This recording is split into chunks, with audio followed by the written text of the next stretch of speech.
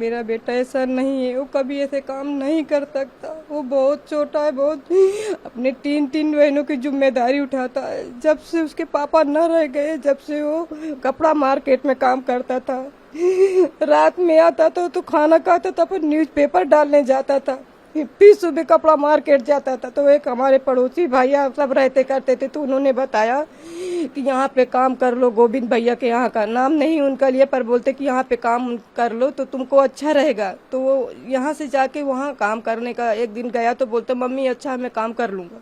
बस वहाँ काम करने लगा, 2 साल काम करते उसको हुए।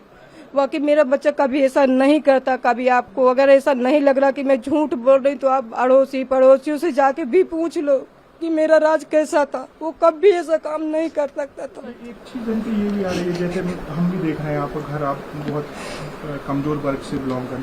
कहा यह जा रहा है कि उसने 50,000 रुपए दिए अपने दोस्तों को, वहाँ भेजाया और ये सब करवाया।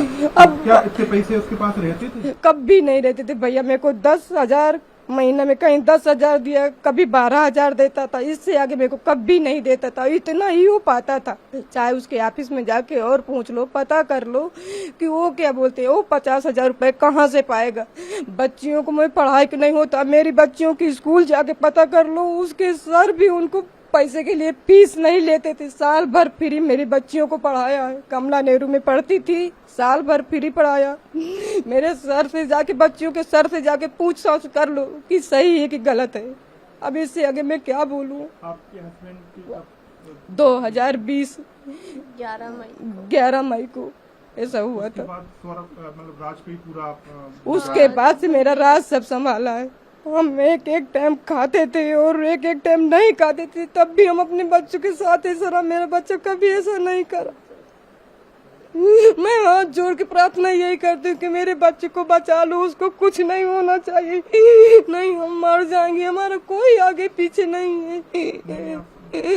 ध्यान रखिए, ऐसा कुछ नहीं। ये इंदौर में हम अकेले रहते हैं, हमारा कोई आगे पीछे नहीं, बस वही बच्चा है हमारा, वही सब कुछ करता था। रात दिन मेहनत करा भैया, रात दिन मेहनत करा।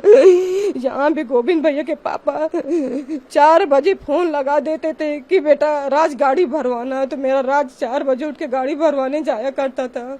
अब इसके आगे क्या मालूम है क्या हो गया, मेरे को पता नहीं है कि कैसे का। कभी आज तक न वो सोनम की हमारे घर पे बात करता था। इतने बड़े छोटे कमरा में हमारा राजू ऊपर लेटा था, हम यही नीचे लेटे रहते थे। अगर कुछ बात होती तो हम भी तो कुछ सुनते जानते। अब इससे ज्यादा पढ़ी लिखी तो ज्यादा कुछ होने की, मैं अब कुछ और जानती करती हूँ। मतलब इस छोटे कमरे में आप बस इस बेटा यहीं रहता। कभी हाँ, फोन पे आपने कोई बात कभी हम कभी कुछ नहीं सुना कि कभी किसी से कोई बात करता था। गाँव गए हुए थे। अब हम कभी, हमारे सामने कभी वो बात नहीं करता। अब उसका फोन आता था तो हम भी उठा लेते थे। उसके जहाँ काम करता था वहाँ की लड़कियों की भी फोन आता था कि राज सर उठ जाओ, आज जल्दी काम पे आना, नहीं गोविंद भैया चिल्लाएंगे। गोविंद भैया का भी फोन आता था, दुर्गेश भैया का भी फोन आता था। जो भी वहाँ काम करते थे सबका फोन आता था। अब भगवान जाने में हम क्या बोले। मेरा बच्चा वापस आ जाए। हम इतने दिन हो गए, एक निवाला नहीं खाया, पानी पी पी के जी रहे। मेरी बच्ची की हालत खराब हो गई, आप सब कोई देख लो। और जो भी सुनते हैं मैं उनकी भी हाथ पैर जोड़ती हूँ कि मेरे बच्चे को बचा लो। अब वानी प्रिया के दे बेटी है। आपका बेटा यहीं इंदौर में ही था, वो तो कहीं गया भी नहीं था? कहीं नहीं गया था भैया, वो तो घर पे ही था। हम गांव में थे, हम तो गांव में थे, पर सब बताते। मैं बोलती भैया हमारी नहीं मान तो आप ही चले जाओ। जो सुन रहे मैं उनके भी हाथ पैर जोड़ रहे, उनके भी पैर पड़ रही हूँ। वो भी मेरे को अपने माँ बहन समझे, अभागन समझे। मेरा आदमी नहीं, मेरे बच्चे को ला दे बस मैं यही कहती मेरा बच्चा वापस आ जाए। ना उनका बने तो हमारी सबकी जान ले ले, उसको भी मार डाले और हमको भी मार डाले। बस मैं जो ऊपर बैठे मैं उनसे यही प्रार्थना करती हूँ, ये जिंदगी नहीं जी पाएंगे।